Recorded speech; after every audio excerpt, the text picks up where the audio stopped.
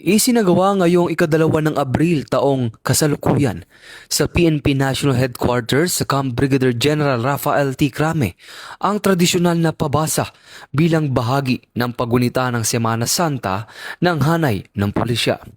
Dumalo sa aktibidad si Police Lieutenant General Nery Vincent D. Ignacio, the Chief of Directorial Staff, kasama ang matataas na opisyal ng Philippine National Police. Kasabay nito, ginanap din ang misa ng huling hapunan o Mass of the Lord's Supper at ang simbolikong paghuhugas ng paa na nagpapakita ng pagpapakumbaba at paglilingkod sa kapwa, mga pagpapahalagang isinusulong sa serbisyo ng pulisya.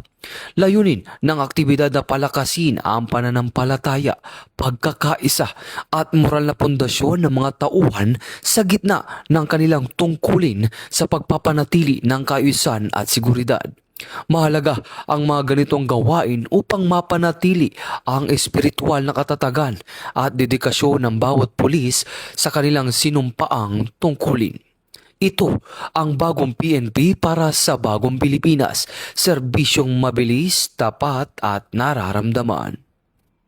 Mula dito sa National Headquarters ng Philippine National Police, ako ang inyong PNN correspondent, Patrolman Edwin Baris, alagad ng batas, tagataguyod ng Balitang Pulis.